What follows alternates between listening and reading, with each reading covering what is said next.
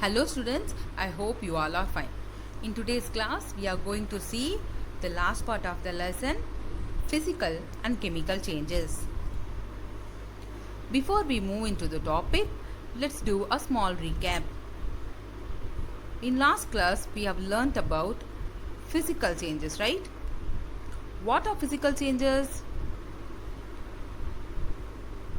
During a physical change, the substance may undergo changes only in their physical properties.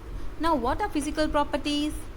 Size, shape, color, appearance, texture, etc. These are all comes under physical properties. Next, we have seen about characteristics of physical changes. There are 5 characteristics. What are they?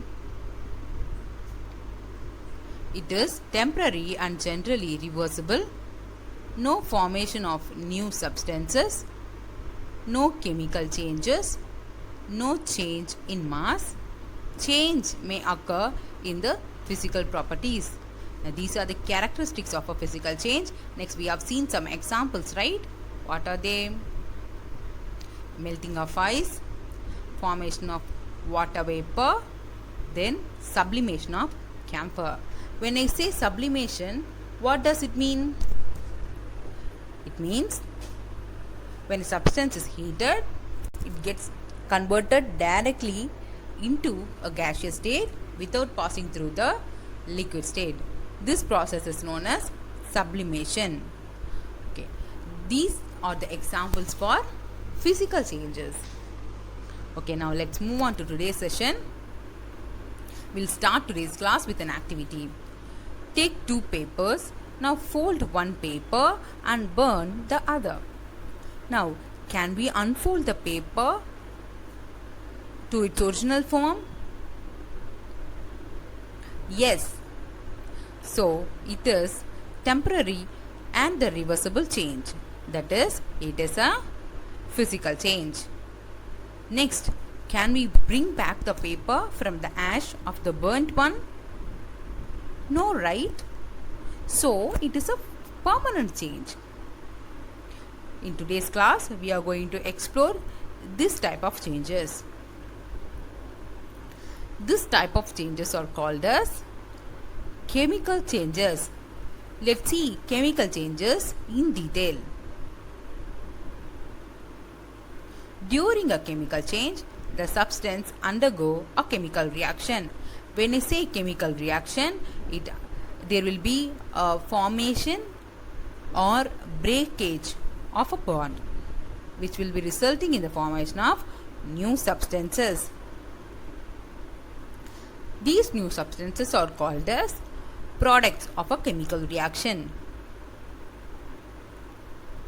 These substances have chemical properties that are different from that of the original one.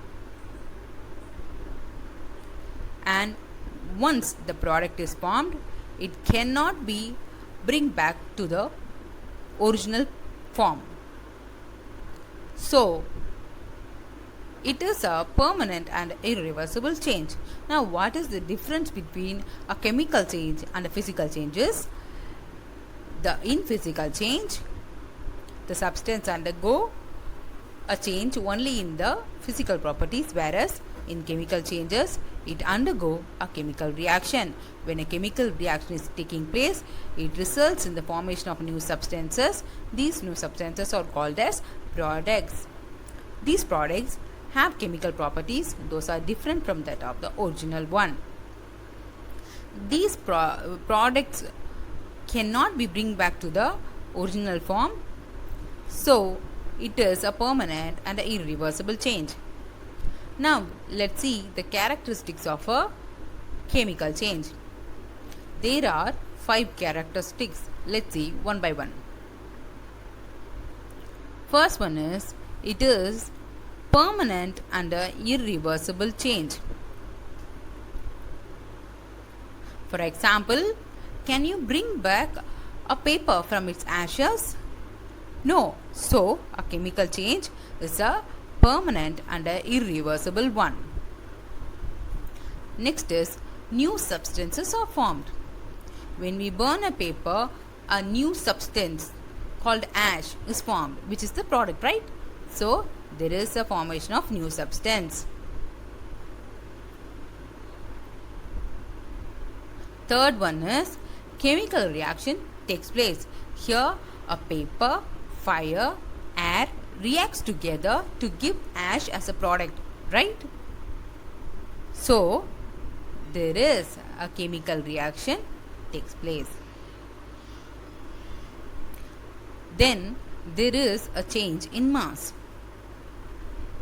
Mass of the original paper and the ash will be different, which means the mass of the ash is very much lighter than the mass of the paper. So there is a change in mass.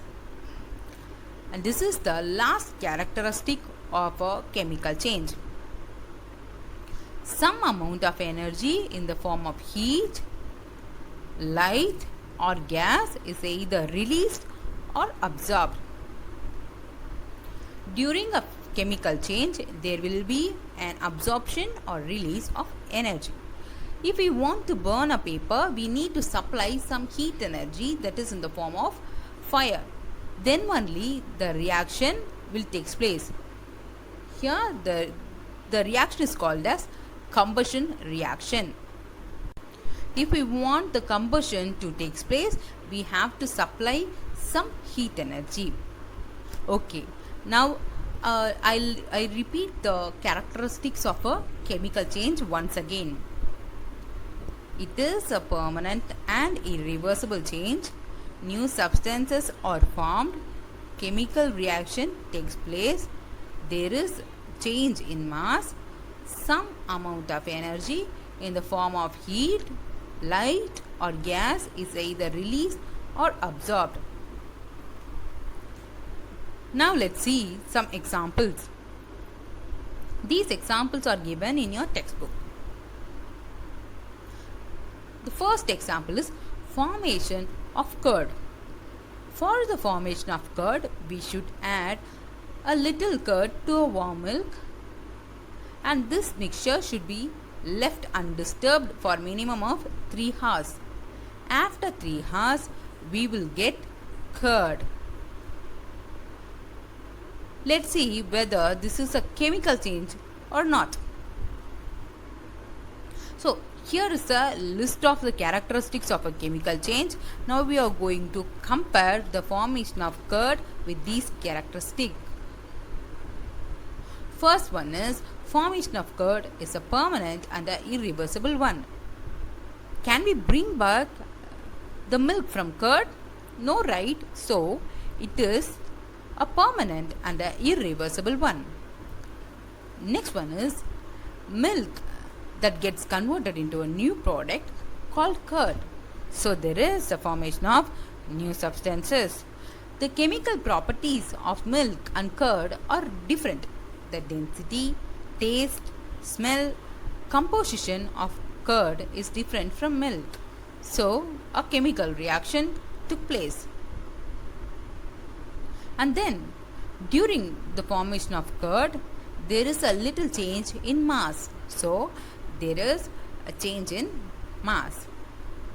And the last one is the curd can be formed only when the milk is warm. No curd can be formed when the milk is cold. So there is an absorption of energy. Now let's see the result. Since the formation of curd satisfies the characteristics of a chemical change, the result is formation of curd is a chemical change. Now let's move on to the next example, which is curdling of milk.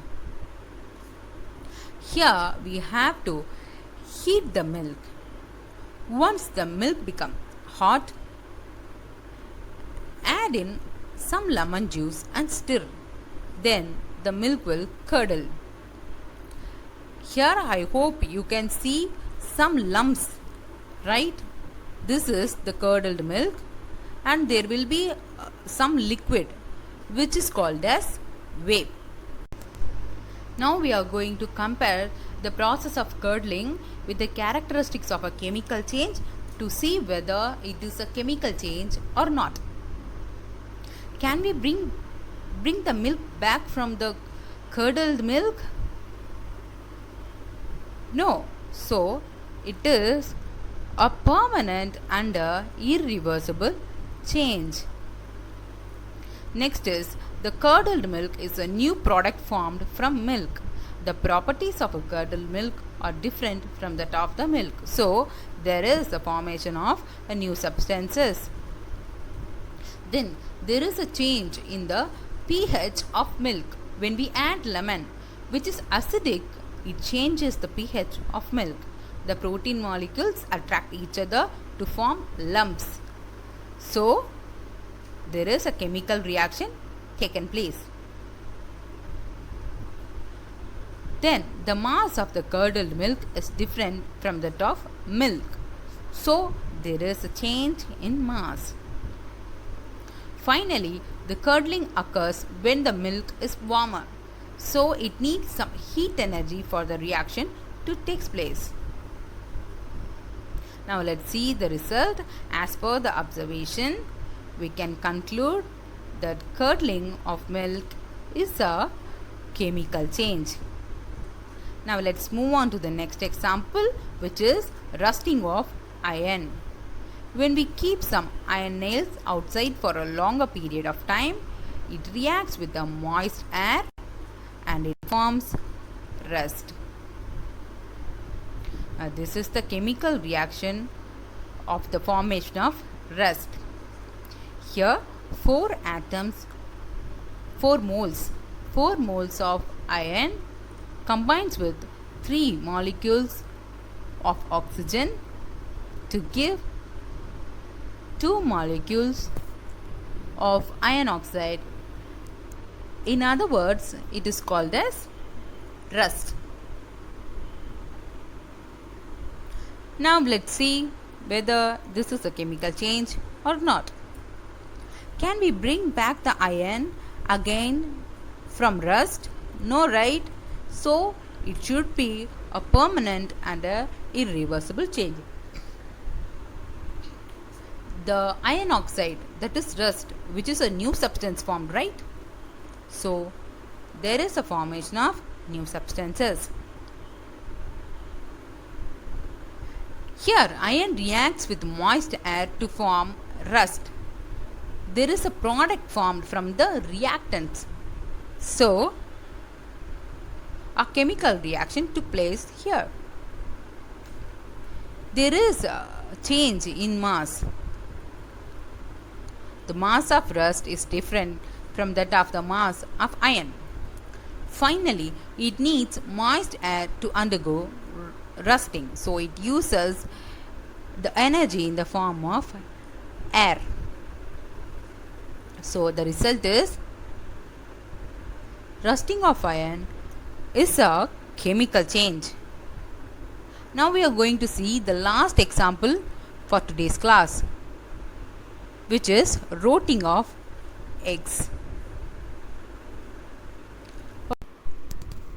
Okay, now let's see whether this is a chemical change or not. The eggs once rotten, we cannot get back the good eggs, right? So it is a permanent and an irreversible change. The rotten eggs are the new substances formed from eggs. The foul smell is the indication for that. So there is a formation of new substances. There is a change in the content, that is the composition of the egg will undergo changes. So it is no longer healthy to consume. Therefore, a chemical reaction took place here. The mass of the rotten egg will be different from that of the mass of the good eggs. So there is a change in mass. If we keep the eggs in the refrigerator, it will take a very long time for the eggs to be rotten. But if we keep the eggs in a warm place, it will rot quickly. So there is a need for heat energy. Now let's see the result. Yes, the result is rotting of egg is a chemical change. I hope you all understood the concept of chemical change. Now we have come to the final part of the lesson, which is difference between physical and chemical changes. There are 5 differences given in your textbook. Let's see it one by one. The physical changes are temporary and reversible, whereas the chemical changes are permanent and irreversible. The second difference is, in physical changes, the physical properties only will be altered. In chemical changes, chemical properties is altered. In case of physical change, there is no new substances formed. But here in chemical change, new substances will be formed. In physical changes, there is no change in mass. Whereas here in chemical changes, there is change in mass. The last and final difference is little or no energy is either absorbed or released during a physical change.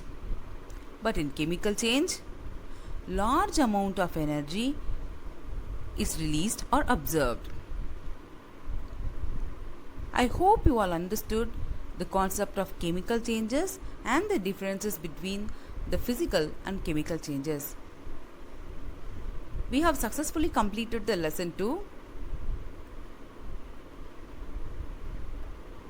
Now let's move on to the assignments questions.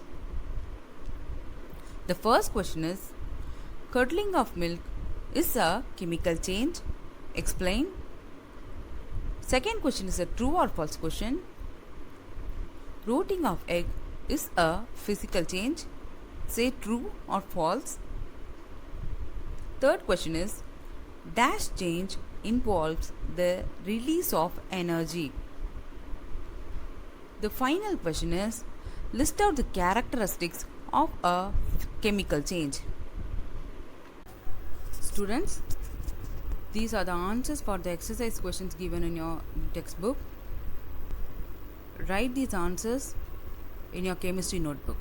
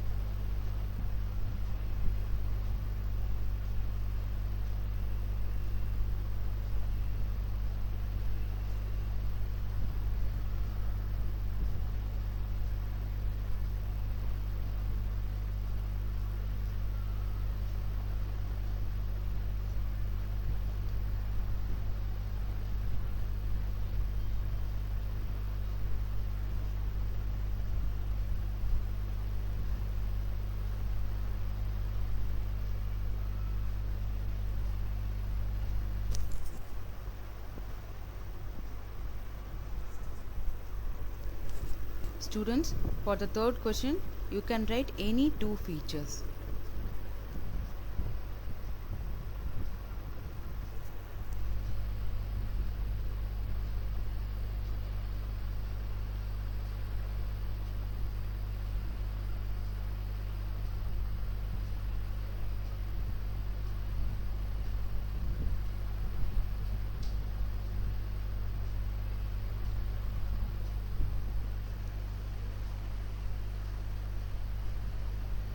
Thank you.